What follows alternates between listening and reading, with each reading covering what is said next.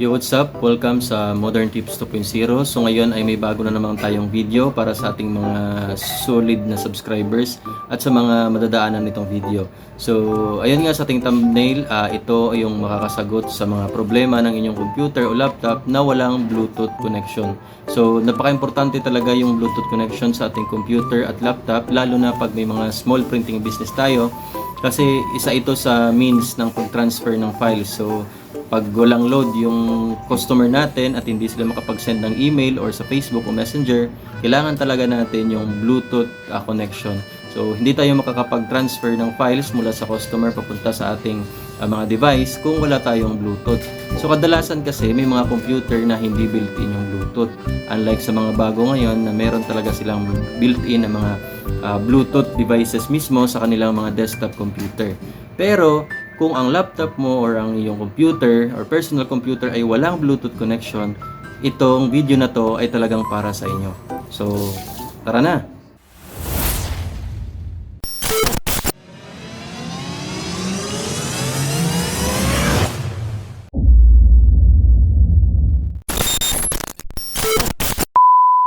So, ayun na nga. Sa ngayon, gusto kong ipakita sa inyo kasi meron tayong bagong bili na Bluetooth 5.3 nano USB adapter. So ito yung gamit natin guys, ito. So kung nakita ninyo, ito yung ano natin, yung Bluetooth USB adapter natin. So 5.0 siya, nakatipiling siya. So marami ako dating nabili ng mga USB adapter na Bluetooth, pero mura lang ikumpara dito.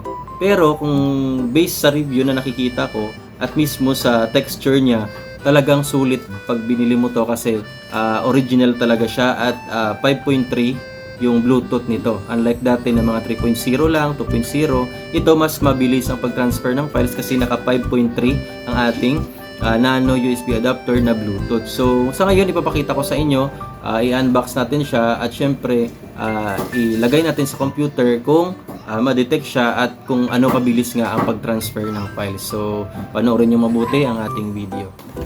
So, ito na nga guys ang ating Bluetooth 5.3 USB adapter. So ayan yung mukha niya nasa loob. So yan lang yung kukunin natin. Syempre para sa mga gustong bumili nito, kung magustuhan ninyo o kung kailangan nyo nito, ilalagay ko na lang yung Shopee link dun sa ating description para mabili nyo ito sa mismong mga shop na legit talaga, hindi yung mga peke. So I think bili ko nito is 280 ka. So meron siyang voucher, nakatipid tayo at nakalibre ng shipping. So subukan nyo lang, tingnan nyo mabuti itong ating USB adapter. Usually pag bumibili ka nito, meron siyang maliit na disc na para sa pag-install ng ating driver. Pero sa ngayon dahil iba ito, ayan lang yung laman niya at ito yung kanyang guide. So meron tayo dito, ito yung kanyang guide. So una, connect to a computer, lagay natin. Disable all existing Bluetooth devices, both built-in and third-party from device manager and Windows. So hindi naman applicable sa atin to kasi wala nga tayong Bluetooth sa ating system tray. So insert the adapter into USB port on your computer directly. So ayan lang. Pagkatapos kung hindi automatic yung driver, meron ditong link kung saan tayo makakapag-download ng latest driver niya. So ayan, download the latest driver at sa ganitong link. So may link tayo dito, ilalagay ko na lang sa description yung link kung hindi nyo ma-install. So ayan, extract the downloaded file and run the setup exe to start driver installation. So ayan lang, so ipapakita ko sa inyo kung anong gagawin natin gamit ang ating mismo computer. So ito siya, kunin lang natin, ito yung laman niya. So ayun sulit na sulit talaga, urig na urig. Kung makikita ninyo guys, ayan, kung makikita ninyo, unlike sa iba na parang walang mga tatak, hindi siya yung parang lang mga local, ito talaga urig talaga. May label talaga siya, tapos medyo mabigat siya unlike ng mga tapos simple lang siya, maliit lang. So tara na, ilagay na natin sa ating computer. So ito guys, papakita ko sa inyo ang ating computer. Ayan yung computer natin. Wala siyang nakalagay na Bluetooth USB adapter, pero meron tayong wireless or Wi-Fi na USB adapter yung ginagamit natin para makapag-connect tayo wirelessly. So kung na-notice ninyo, ayan siya, Ito yung tray natin. Meron tayo ditong Wi-Fi, mobile hotspot, accessibility, Bluetooth mode, at night light. So manotice niyo guys, wala talagang Bluetooth yung device ko. So tingnan natin dito, mag-search tayo ng Bluetooth. Tingnan natin kung meron talaga. Ayan, so meron tayo ditong find and fix problems with Bluetooth device. Click natin yan. Tapos ayan. So troubleshoot natin. Next, tingnan natin kung ano yung lalagay na error. Ayan, so papakita ko sa inyo guys. So ayan yung nakalagay. Bluetooth is not available on this device. Please try using an external adapter to add Bluetooth capability to this computer. So ayan. So wala talaga, hindi ma-detect. So lagyan natin, try natin lagay yung yung adapter natin. Ayan. So ito yung adapter natin. Ilagay natin to dito, subukan natin sa baba lang natin siya ilagay para hindi masyadong sagabal. Ayan, lagay ko siya ha. Ayan, so tumunog. So tumunog na siya. Next lang natin to. Tumunog yung ating yan device. Kanina wala pa itong Bluetooth not connected. So ayan, wala pa yan kanina. So ayan, ilapit ko lang yung camera. So kanina wala pa to. So ngayon meron na.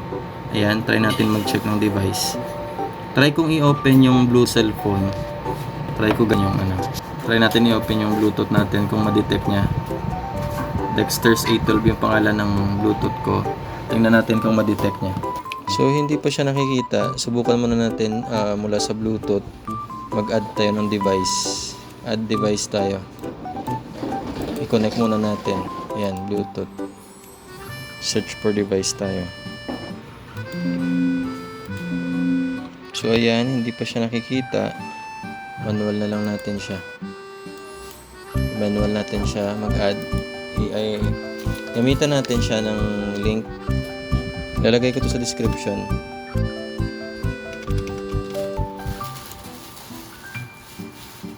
Ayan. Ayan, download center tayo. Maghanap tayo ng hanapin natin yung model ng device natin. Tag your model here. So, lagay natin yung model natin. UB500. UB500. Ito, UB500. Ayan. Ayan, ito. So, downloading tayo guys. Ayan, support Bluetooth 5.3. 5.3 tayo. For Windows 11, Windows 10, Windows 8.1. So, download muna natin siya ng manual. Tapusin lang natin to kasi medyo malaki-laki din. Ayan, so na-download na natin. Open natin yung folder. Tapos, extract natin siya. Ayan, na-extract na natin. Ito yung driver niya. Setup, click natin to. Ayan. TP-Link UB500 Bluetooth 5.3 driver is configuring your new software installation. So, ayan. Dahil nakasaksak tayo, nakasaksak yung device natin, ayan na yung niya, device na. Now installing TP-Link UB Bluetooth.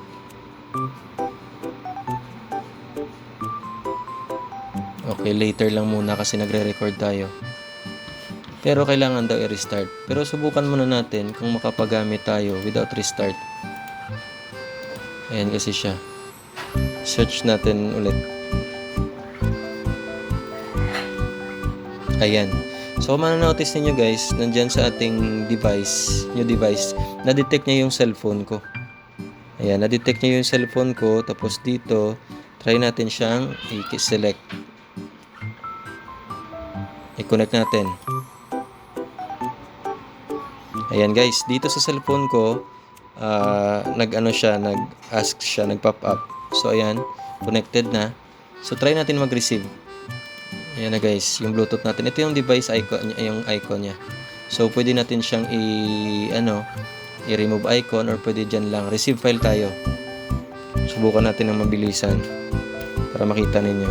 So, mag-select tayo ng high quality file. Ayan. Share natin via Bluetooth. Kaya. Ayan, DLB. Ito, kitang-kita na siya. So, ayan guys. Kung na-notice ninyo, ayan. Nagre-receive na siya. Mabilis yung pag-transfer niya. High quality pictures to. Naka HEAIC. Ayan. So, ngayon, nakaka-receive na tayo guys ng Bluetooth files. Maybe Bluetooth connection na tayo. So, mas okay na to para kasi pag may nagpa-print dito via Bluetooth, sa cellphone ko muna sinesend tapos isend ko pa ng email papunta sa aking computer. So, medyo hassle kaya napaka talaga nito, napaka helpful. So, check out sa documents yung na-receive natin. Ayan. So, ito yung na-receive natin na picture. Ayan. So, ayun lang guys. Makita natin. Ayan na siya. May device tayo. Connected tayo sa isang device. Ayan. So, thank you very much for watching. For more videos ng mga tutorials about computer, PC Wi-Fi, and configurations at iba pa, mga modern tips, subscribe yung ating channel para sa marami pang tutorials. So, maraming salamat.